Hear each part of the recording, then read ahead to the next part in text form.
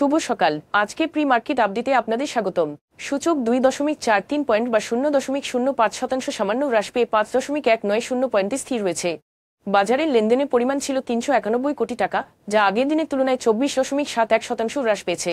নির্ধারিত সময়সীমার মধ্যে অনুমোদিত লভ্যাংশ বিতরণ করতে ব্যর্থ হওয়ার জন্য ঢাকা স্টক এক্সচেঞ্জ ডিএসই 5টি কোম্পানি সমতা লেদার কমপ্লেক্স, গোল্ডেন সন, এসএস স্টিল, আমরা টেকনোলজিস এবং আমরা নেটওয়ার্কসকে জেড ক্যাটাগরিতে অবনমিত করেছে। প্রিমিয়াম আয় কম এবং লেটার অফ ক্রেডিট অপারেশন থেকে আইরাসের কারণে গ্রিন ডেল্টা ইন্স্যুরেন্সের মুনাফা 2024 সালে 12% কমে 54 কোটি টাকায় দাঁড়িয়েছে। শেয়ার প্রতি এর নিট সম্পদ মূল্যও হ্রাস পেয়েছে, যা দুর্বল শেয়ার বাজার বিনিয়োগের প্রতিফলন। তা সত্ত্বেও কোম্পানিটি শেয়ারহোল্ডারদের জন্য 25% নগদ লভ্যাংশ ঘোষণা করেছে।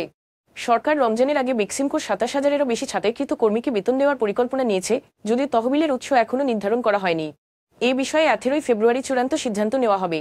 বিএটি বাংলাদেশ, জেটিআই বাংলাদেশ এবং ফিলিপ মরিস বাংলাদেশের ব্যবস্থাপনা পরিচালকরা সতর্ক করে বলেছেন যে সিগারেটের উপর উচ্চতর সম্পূরক শুল্ক খাতটির স্থায়িত্ব, অর্থনীতি এবং জীবিকার জন্য হুমকি স্বরূপ এ নীতি পুনর্বিবেচনার আহ্বান জানিয়েছেন।